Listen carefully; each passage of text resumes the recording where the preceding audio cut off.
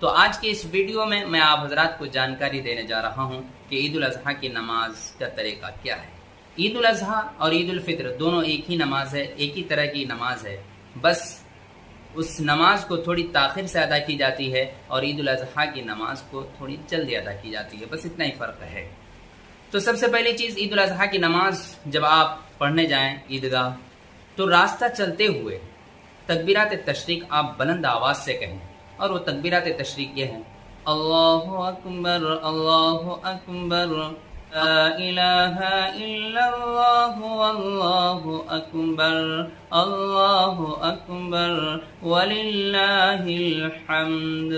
یہ تکبیرات تشریق ہے اور آپ کو پڑھتے ہوئے بلند آواز میں راستے سے جانا ہے عیدگاہ کی طرف۔ جب عیدگاہ آپ پہنچ جائیں، جب وہاں پہنچنے کے بعد امام مصلی پہ کھڑے ہو جائیں گے، آپ بھی کھڑا ہو جائیے گا۔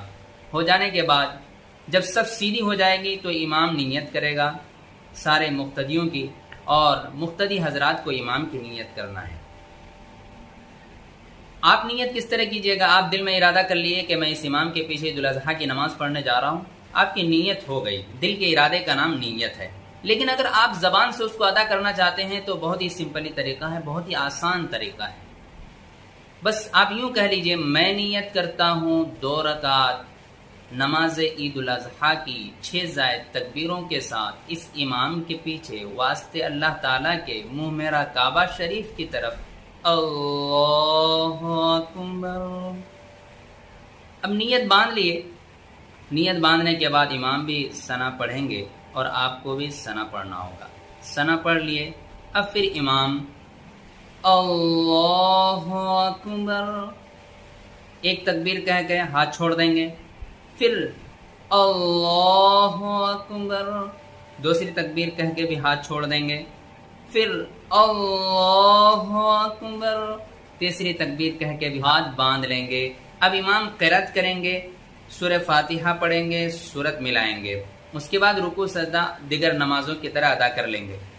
اس کے بعد پھر جب دوسری رکعت میں امام کھڑے ہوں گے، آپ کو بھی کھڑے ہونا ہے۔ امام کھڑے ہوتے ہی اب یہاں زائد تکبیریں نہیں کہیں گے، بلکہ امام یہاں پر قرأت کریں گے، سورہ فاتحہ کے ساتھ کوئی سورت ملائیں گے۔ سورت ملانے کے بعد اب فوراً امام رکوع میں نہیں جائیں گے، بلکہ امام یہاں پر ہاتھوں تک ہاتھ اٹھا کر اللہ اکبر کہہ کر ہاتھ چھوڑ دیں گے، پھر اللہ اکبر کہہ کر ہاتھ چھوڑ دیں گے، پھر اللہ اکبر کہہ کر ہاتھ چھوڑ دیں گے۔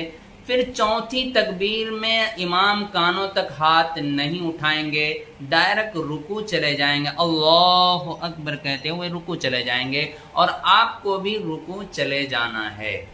اسی طرح آپ کی عید الاضحیٰ کی نماز ہو گئی۔ بہت ہی آسان طریقہ ہے، سمپلی طریقہ ہے، اس کو بار بار دیکھیں گے تو سمجھ میں آ جائے گا، اور کوشش کیجئے، بہت آسان طریقہ ہے۔ اور آج دیکھتے ہیں بہت سے ہمارے ایسے ساتھی بھی ہیں، دوست و احباب بھی ہیں کہ ماشاءاللہ اچھی خاصی عمر ہو گئی ہے، لیکن نہ سیکھنے کے کارن صحیح طور پر ادا نہیں کر پاتے ہیں۔ بڑی افسوس کی بات ہے کہ سال میں 1-2 مرتبہ آپ عید الاضحیٰ اور عید الفطر کی نماز پڑھتے ہیں، اور بڑی خوشی کے ساتھ آپ باہر کماتے ہیں، تو وہاں سے گھر لوٹ آتے ہیں، ماں باپ سے ملنے کے لیے آتے ہیں، اور خوشی خوشی عیدگاہ کی طرف جاتے ہیں، اور نئے کپڑے میں سج دھج کر آپ عید کی نماز پڑھنے جاتے ہیں۔ لیکن آپ عید کی نماز تو پڑھنے جاتے ہیں، صحیح طور پر سال میں 2 نمازیں بھی آپ صحیح سے ادا نہیں کر پاتے ہیں، تو افسوس کی بات ہوتی ہے۔ تو اس لیے آپ اس ویڈیو کو دیکھ کر ضرور کچھ جانکاری حاصل کریں اور اپنی نماز کو درست کریں۔ پھر آپ جب نماز سے فارغ ہو جائیں تو امام سلام پھیرنے کے بعد فوراً خطبہ پڑھیں گے، تو آپ کو خطبہ بیٹھ کر سننا ہے۔ اس وقت شور و شغف نہیں کرنا ہے، ہلہ گلہ نہیں کرنا ہے، جگہ سے کھڑے نہیں ہونا ہے، اپنی جگہ میں بیٹھ کر سکون کے ساتھ خطبہ سنیے۔ امام خطبہ دے دیں گے، خطبہ دینے کے بعد پھر دعا فرمائیں گے، دعا میں شریک ہو جائیے، اور جو کچھ مانگنا ہو اللہ کے بارگاہ میں مانگ لیجئے۔ اللہ قبول کرنے کے لیے تیار ہے، اللہ انتظار کر رہا ہے کہ میرا بندہ مجھ سے مانگے اور میں اسے عطا کروں، میرا بندہ جو کچھ مانگے گا میں اسے دوں گا۔